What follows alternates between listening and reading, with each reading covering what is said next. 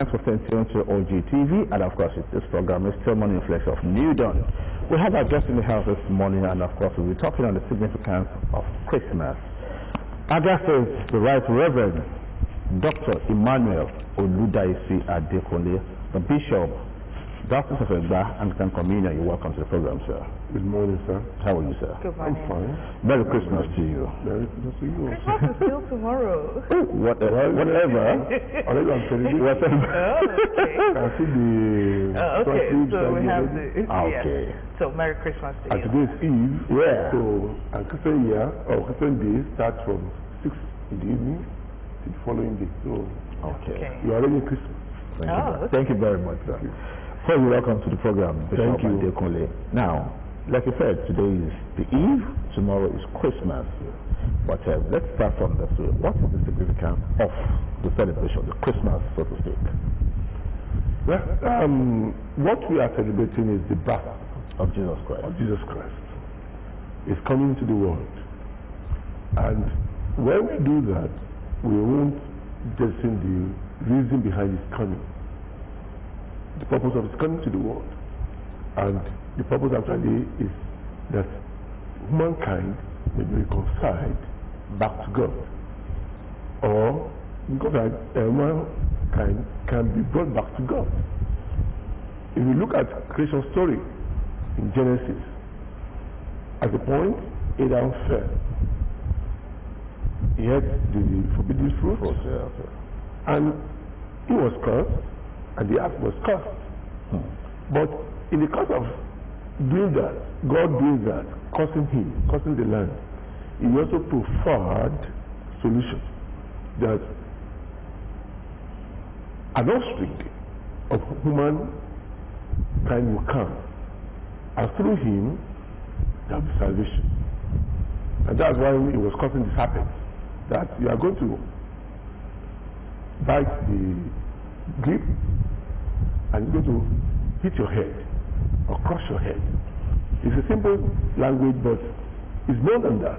We are talking about what is going to happen to that selected person, that appointed man that will come. I'm talking about is coming to redeem the world through his death.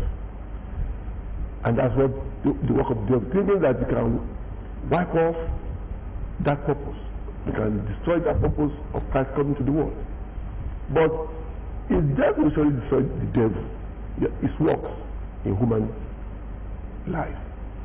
Lord, we believe in the death of Jesus Christ. You are purchased back to God. You are born again. You are brought back. Your name is written in the book of life. And that's the purpose of what we are doing, celebrating the coming of Christ to redeem the world back to God after the fall of man at Eden. Okay. So we all know that Christmas is a time to celebrate. I mean, we've talked about this morning how people would buy Christmas dress, buy shoes, you know, beyond all of the festivity, beyond all of that. What exactly is the message for Christians or generally at this period? For some people, they will say this period is a time to show kindness. They say that it is only during the Christmas period you should show kindness. I mean, what is the message around Christmas for everyone? Yeah, Christmas celebration is just remembrance. But like you said, with all the celebrations, with all these commercial attachments into Christmas, we should not lose the focus of the purpose of Christmas. And when you sit on your own and meditate, then you now realize that God has been kind.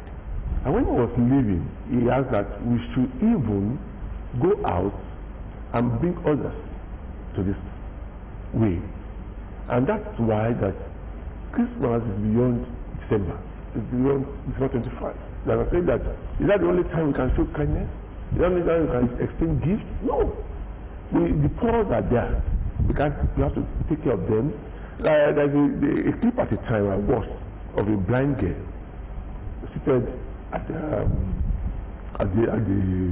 airport selling apple, and a businessman ran into her threw all the apple on the floor, and the man took time to pick all those apples back for her, to the extent that he missed his flight. And at the end of doing that, the lady, that young girl, asked him, "Are you Jesus?" So showing kindness beyond just December 25th, or exchanging gifts at this time, is beyond that. Even this is not the only time you can look better, gaily dressed.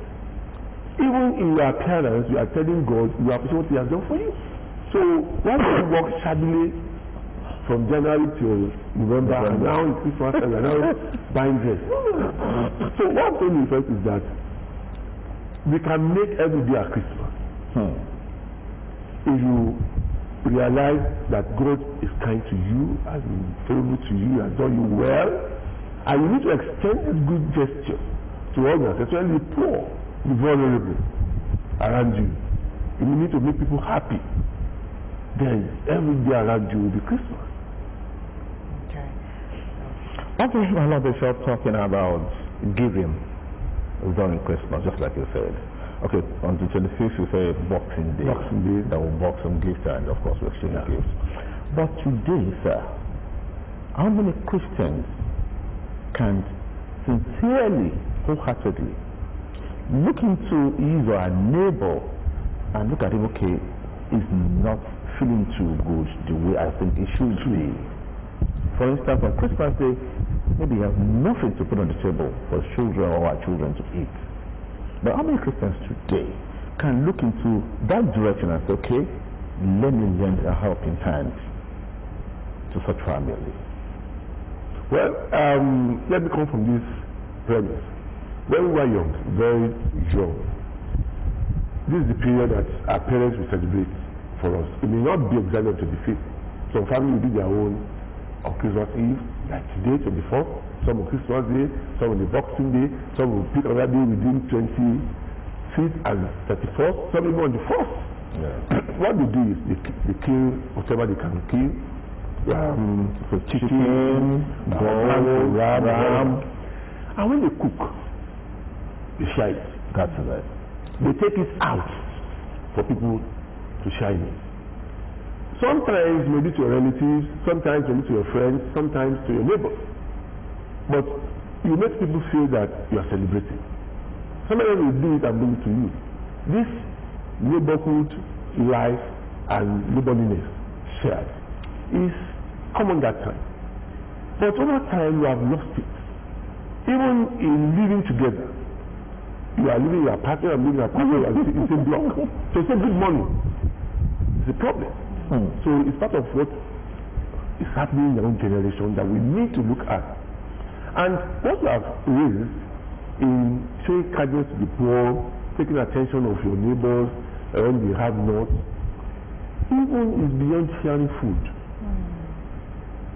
When our parents in those days, when they woke up, let's say because of the day, 9 a.m., 10 a.m., 12 midday, and they found you around, loitering around the school, in the house. They asked me, "Why you school today or not?" They said, "No, I can't go." Why? I have not paid for so.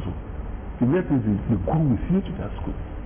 They may not be able to pay the whole fee, but they will put something down that, please allow this child to stay in the school. And they come back and say to your parents, "What are you doing that this boy will not, or this boy will not leave the school or fall out of school?" And you can see collaboration at that time, because every child in the compound, on the street, belongs to many parents. So caring is just general at that time, but gradually this virtue of life beyond Christians, even I'm talking about Yoruba man, that virtue we are losing it fast. Nobody bothers about what happens to you. Even when you come around to ask, they will tell you that they don't have. Even when they're locking bills of naira in the bedroom. These are the things that we need to look at, and people need to change their minds.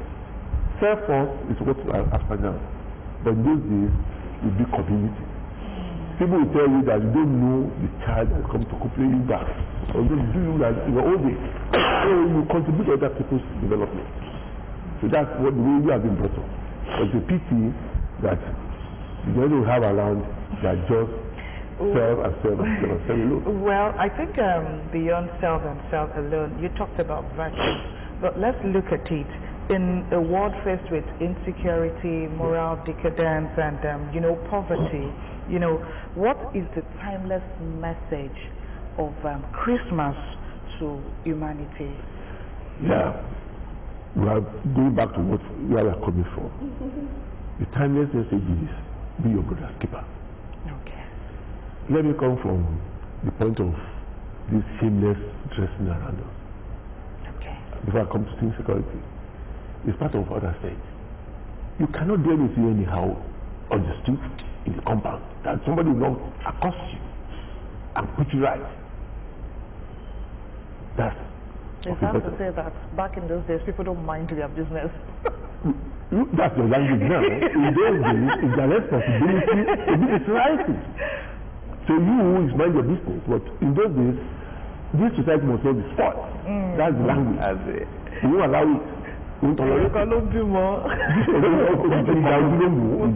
That's that. It's one person or a family that got you out, but it's the entire society that owns you, and they have to train you. So you know that even when you do anything outside, it's not on Lagbaja. You quickly pick your parents. Or even when you have not done anything, you are coming newly. Say, who are you? I'm Adekunle. Which of the Adekules? Then they roam that there immediately. When you mention your parents, also. Then you know that people are watching you. You have to behave. That is on that side. On the side of insecurity, yes, insecurity in society. But that doesn't mean that you have to keep to yourself. People will say that the insecurity is beyond these bandits. Even to give arm is something now problematic. They said they collect money from people and they go and sell it. Literally. So even when you want to do this good thing, you think twice. In giving out, am I not engaging myself? You have to be wise. And that is why even when you want to help, you need to watch where you are and the person you are helping. If actually the person is in need. And some people prefer to convert their gift to maybe foodstuff or material rather than give you cash. You can go to market, buy Ankara, cut into 2 years, 3 years, and distribute. Really, go and sew it. Nobody can use. If you are doing this close, you are not passing on. You have the fear that your spirit might go into that place, that's another thing, so nobody will use it. But when you buy material, 3 years, go and sew for children, give to them, and they are going to sew that, and you feel happy that they are also celebrating. That is another level of insecurity. The insecurity of allowing people to come to your house. In those days, we make fun of a language. When we are going about, the you now say that even those people that are begging, they will come, they will beg, you ask them to sit down and give them food. And you have to say that it's all about television. I give me food, can't you give me television? That's a language that people are using, but it's just fun. But people always come out at that time. Even those are drummers. They go around the street not minding your religion. That's it. Either you are Christian, either Muslim, or even traditional. They come with gogo, maybe 2, 3, some will come with djembe. They beat for us to dance around. After we do something. And make us joyful. So these are the things. In the night, we have Nebo. Yes. But now nobody will allow to start to go and do Nebo. By 7 o'clock, everybody is locked in now. Insecurity. These are the things that we are not enjoying. Banga, prohibited, nationally. You do it, you are caught, you face the music. But in those days, even your grandparents will buy you disco. But now we can do it. We have to be conscious of what we are doing. These are the things that we have. That has limited what we can do. Okay, my bishop, sir. Now, some weeks back, I read something on social media as regards not having crossover in this Period.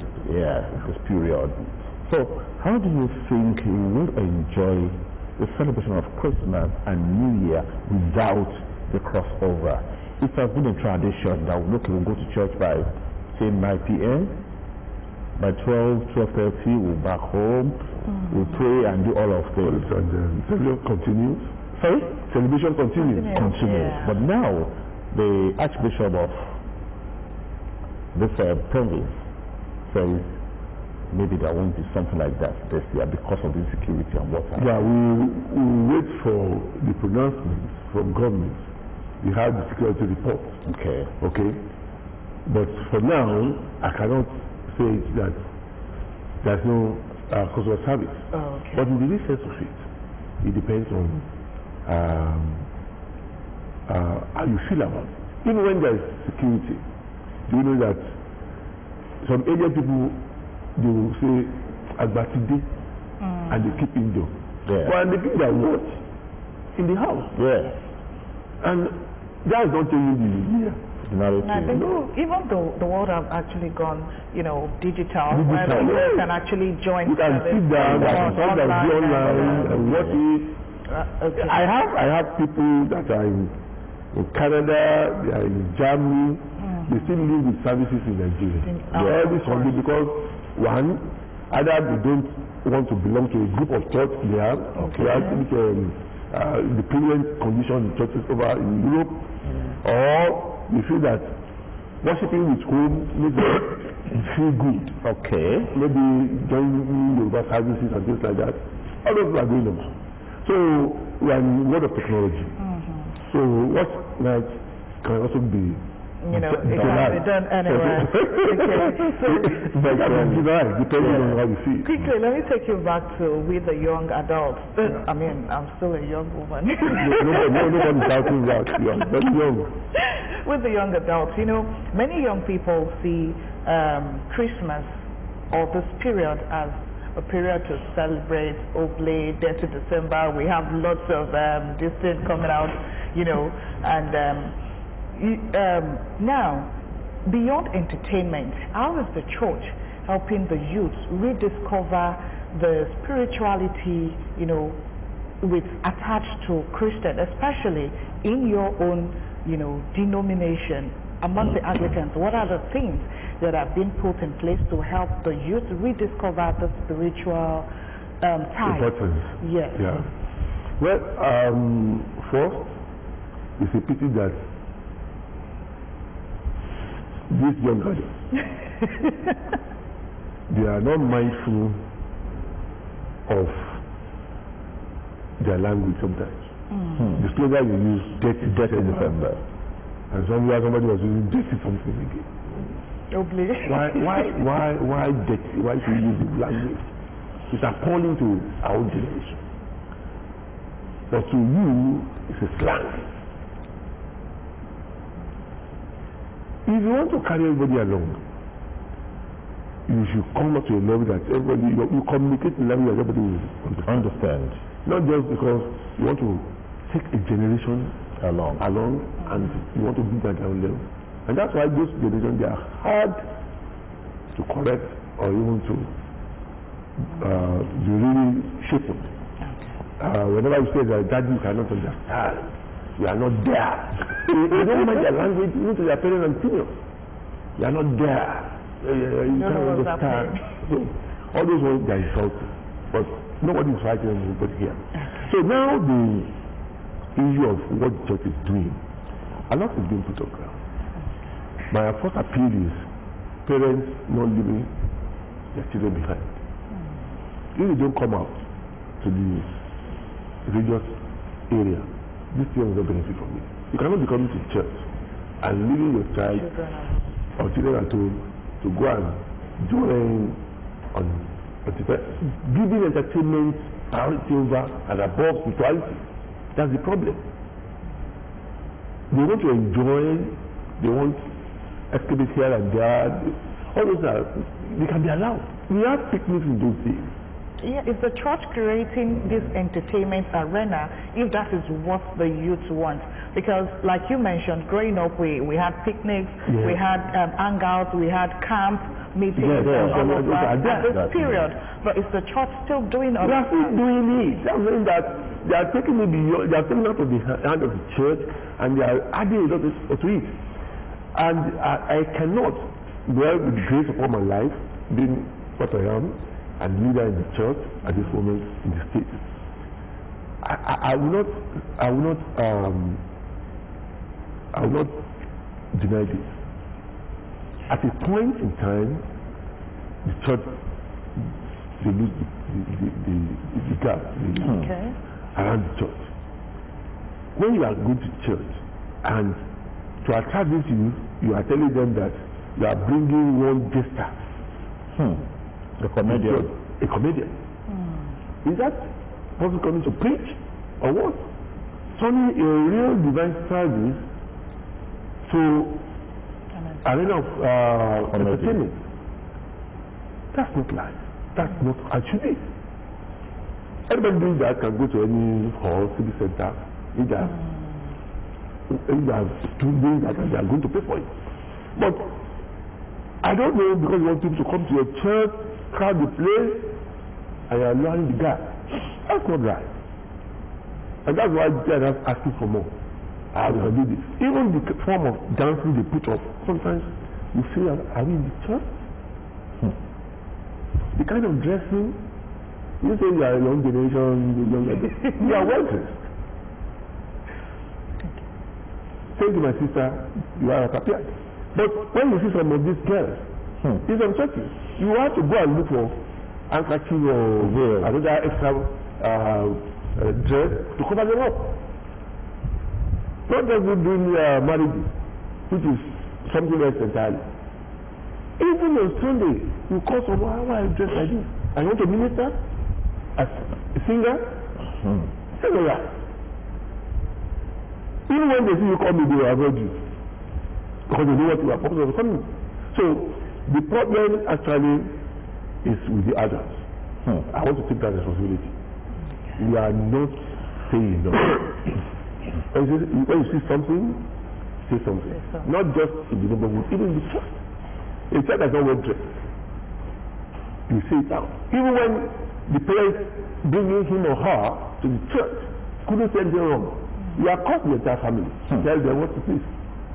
The next thing is that they won't come to the church again. God bless you.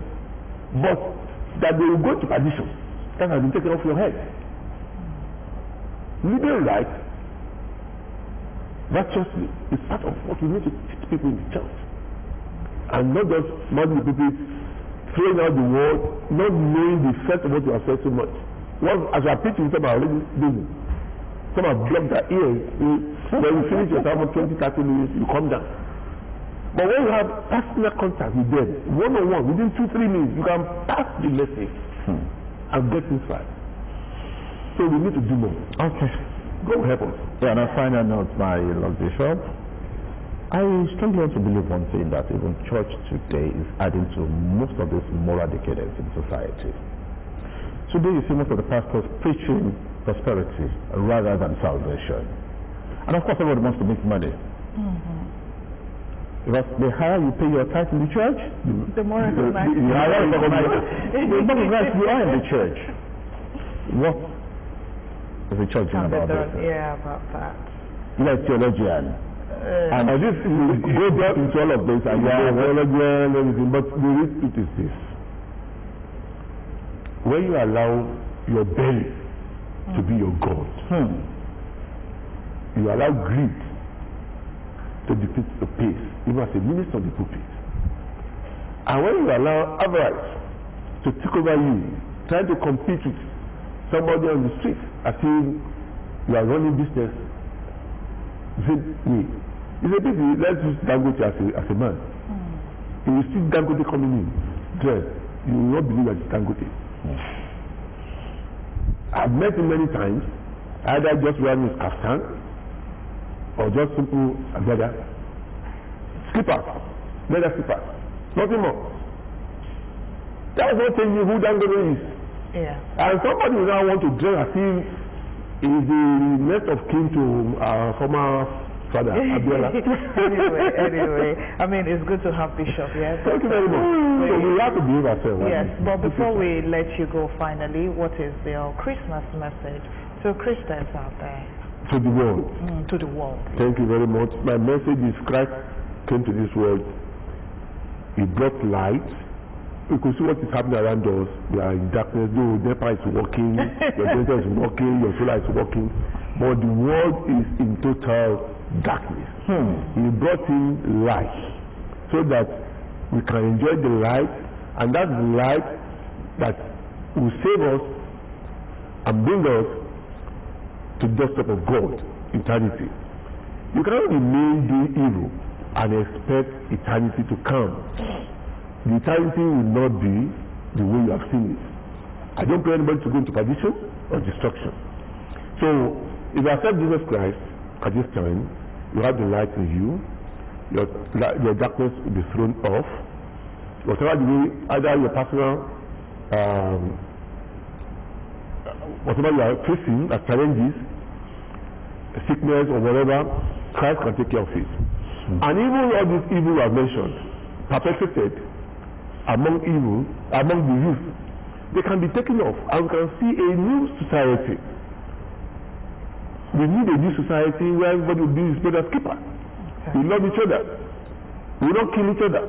We don't that other people's neck. That's the light we are talking about. And Christ has brought that to us.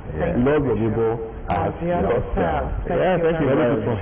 Thank you very much for coming on the show this morning, Bishop Dr. Emmanuel Adekunle. The Bishop and Candidacy of Igba, really appreciate you, sir. I wish you the best of this season. Yeah, I hope the reason for this season will be achieved. Amen. Thank you very much. Merry Christmas to you, and to the station, and to the management, and to everybody in the world. Merry Christmas and prosperous 2026. God bless you. Thank you very much. The program is still Morning Flicks of New Dawn. We'll take a break now. When we come back, then we'll go straight into trending.